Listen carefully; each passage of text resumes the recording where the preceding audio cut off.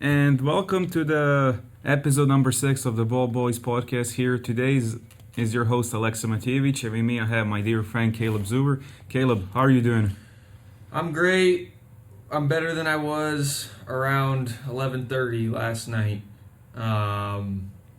Just thought the Lakers were going to do it. No, we're going to talk about it a little bit more in depth, but thought the Lakers were going to do it last night. Thought I'd be parading around campus with my Lakers flag and my Lakers jersey, yelling at everybody I saw, talking about how LeBron got his 4th ring, but we're going to have to wait a little bit, so... Some items on the list. First, of course, we'll talk about Game 5, and then Game 6. But then we're also going to have 3 games of NFL and then a little bit of MLB. But let's talk about last night. Caleb, go ahead. Yeah, I appreciate you giving me the floor, Alexa. There's no hiding the depression in my voice at this moment. It's tough, and I'm not a Lakers fan. I'm a LeBron fan in general, and I love to see him do well as a Cavs fan myself. But it's hard to get those kind of performances out of LeBron every single night.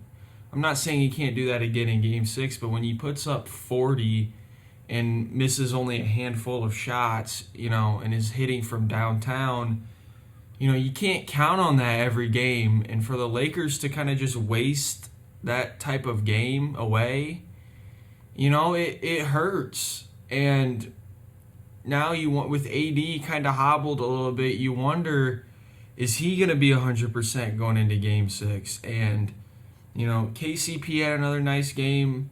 That's 2 games in a row for him. But, Rondo was not himself last night, and he's usually been that 4th guy for them.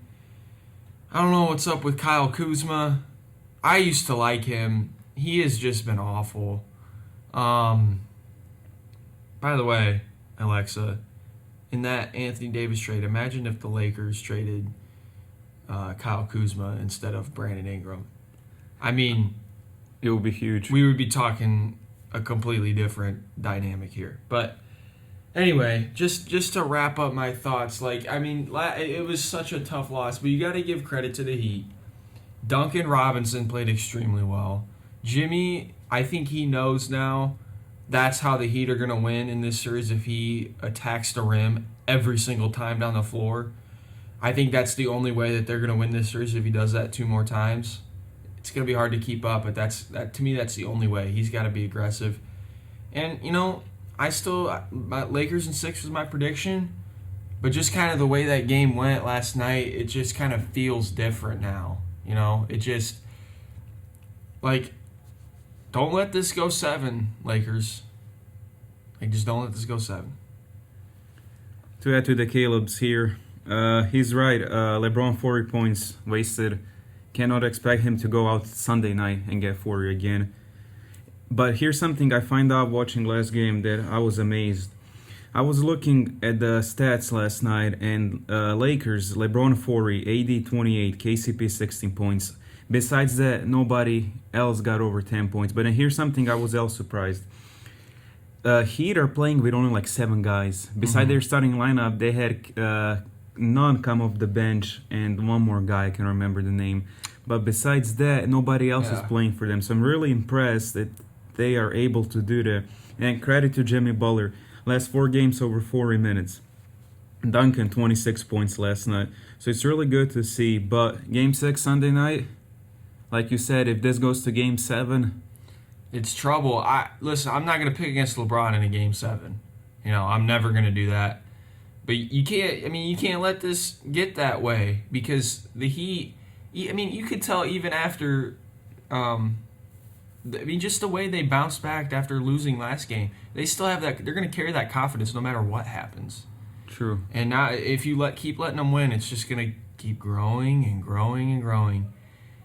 And it's just nerve-wracking, It really is nerve-wracking. But we'll see. I got confidence that they'll be able to get it done. Next thing that we're going to talk about is NFL Week 5. And just to start off, one game that's we're going to talk about that's happening at 1 p.m. are Eagles and Steelers. Caleb? You're not gonna like this, Alexa. I think the Eagles are gonna win on Sunday, and you know, it's Carson Wentz has played awful. Okay, he's played awful these first couple weeks, but last week I feel like he started to just kind of settle in a little bit against the 49ers. He made some great throws and led them to a win on the road. Listen, Steelers, great defense, okay? We know that. Big Ben having a pretty decent year, we know that. But I mean, this is kind of their first, I think, decent team that they've played all year. And I think the Eagles, they've played in big games before. They know that they need to win this, I think. I think it's going to be close. Not a blowout by any stretch of the imagination. But I like the Eagles to go into Heinz Field and upset the Steelers. I really do. I think they can win this game. I really do. It is doable. I agree. They did. We watched, for example, when they played the Bengals. Yeah, they were this terrible. Is terrible. And it's true they went on 49ers, but I'm going to roll with Steelers here. Here's the reason why. Let's start off with Eagles. Carson Wentz is great. They have a couple of receivers on injury list, so I'm worried about Zach Ertz this game because Steelers have issue covering tight end. No matter, even he's if probably the X factor. Even if you do not hear about, you're like, who is this tight end? He's gonna have like 7-8 catches on Steelers defense. It's always like that. So Ertz is going to be Miles Sanders, correct? The running back. He's going to be a big factor. But you mentioned great defense, Big Ben. Juju, I think, is going to be doable. I agree, close game. Shouldn't be a blowout. But I don't know. We'll see. This is the one game I'm looking forward to for 1 p.m. Yeah. In the 1 o'clock window, I would agree. There's not many great games on Sunday. Like, we kind of go into Monday and Tuesday, which we'll do another podcast on Monday after Game 6. But and we'll talk about those games. But, yeah, you're right. At the 1 o'clock window, this is kind of the most intriguing game, I think. Next game, 4:25, your Colts against Browns. Caleb? So this is a huge game for both teams, I think, because for both teams, I feel like, the Browns, they got killed by the Ravens week 1. But now we're in week 5, and for both teams, I think it's their first real measuring stick of the season. You can kind of see where you're at after this game, where your team's at. I feel like it was the same way for the Colts last week, but I really don't think the Bears are that good, even though they're 4-1 now and just beat the Buccaneers. Like, I really do feel like this is a measuring stick game for both teams. Like, we're going to know a lot about each team's strength and weakness after this, but the problem is with the Colts, left tackle Anthony Costanzo out, and so is Darius Leonard. Those are two tough losses. They kind of anchor down both sides of the ball for the Colts. So those are going to be tough to overcome. I feel like the Colts have enough depth. I'm not going to make a prediction on this game just because I know it can go either way. And I think these two teams are evenly matched. I think what it's going to come down to is, can the Colts block Myles Garrett? Period. Can they, and especially with Costanzo out, you're going to have your backup tackle going against Myles Garrett. Can they do enough on the left side of that offensive line to contain him? That's going to be the question. If they can't, they're going to lose. But if they can contain him, they can run the ball. And gosh, can T.Y. Hilton please start making plays? If that can happen, I think the Colts can win. And it'd be a big win to move us to 4-1. But, Browns are a really solid team. You just got to stop the run on their end, too. It's going to be about the run game on both sides. I want to add to the Myles Garrett. It is doable with a backup. For example, week 3, Steelers put a backup offensive lineman who shot down J.J. Watt. So I think it is doable. But you're right, this is evenly matched up. Who do I like? Close game. I like Colts, Phillip Rivers experience. Also Baker Mayfield. In some, like, we were watching game last week and they were blowing it. They had big lead, and then on third down he missed wide open Odell.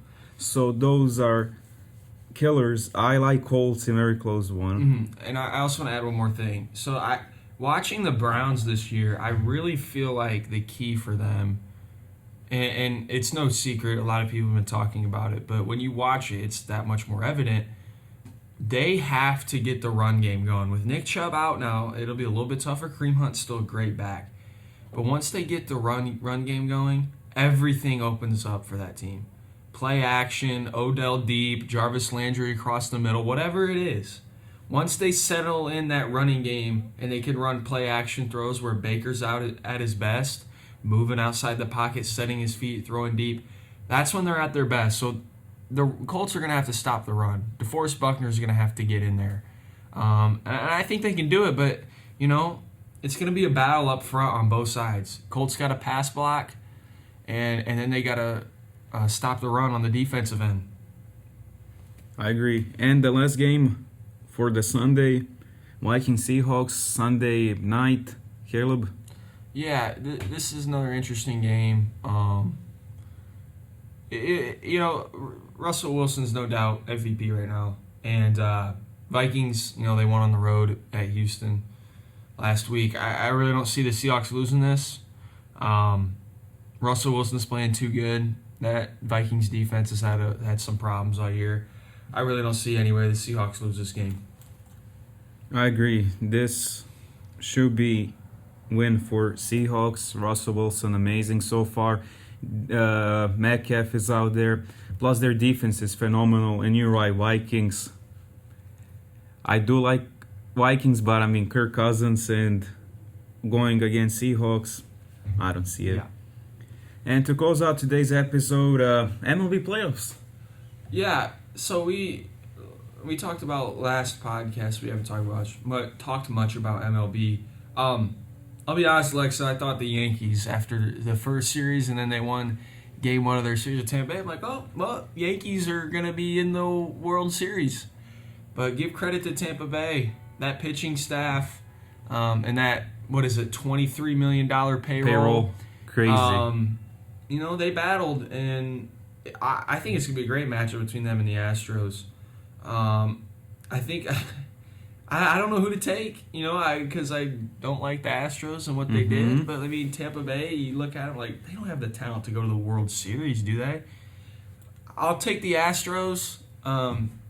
Experience matters in the postseason. And I'll go off base of that. And I think they got better players. But, you can't count Tampa Bay out. Exactly. And then, on the other side, Braves-Dodgers, I think this is going to be a great matchup. You got Acuna, Ozuna for the Braves, Kershaw for the Dodgers, Buehler for the Dodgers pitching. This will be a great one too. And I think the Dodgers are going to get through again. I do. And we're going to see a rematch of 2017. And how fitting, 2017, the year the Astros pretty much cheated their way to a World Series. We get to see a rematch of that same World Series in 2020, a year after all the stories came out about it. I think that's the matchup I want to see. First to get it off the chest, when we watched last night Yankees and Rays, and when they talked about pitching matchup, I was a little bit disappointed knowing where those two guys started at Pirates, especially Tyler Glasnow. Glasnow and Cole, right? Cole, absolutely. Both pitched for the Pirates. And Morton and was now at the time. They were starting in a game Back-to-back years. ALDS, man. Back-to-back years. What could have been on Pirates? We're just going to leave it there. But first matchup, Astros-Rays. I agree, experience matters, even though I'm on Rays to go because of what Astros did. But Astros moving on to World Series. Braves-Dodgers, this is going to be a better matchup, I think. You're right, Acuna is crazy. Yeah. Freeman is there. I like Dansby Swanson because he was a number 1 overall pick.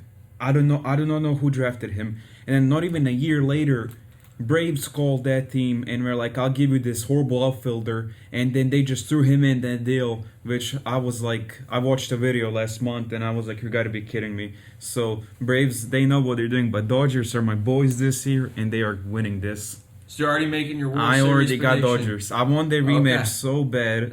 I can't wait. I'll be glued to the TV if that happens, man. And I believe Kelly's pitching for Dodgers now. Yeah, Joe Kelly. Yeah. Oof. Did you see that? Yeah, Did you see I remember. the stare down? I remember. Oh, yep. It's going to be again. I would love to see that again. Yeah.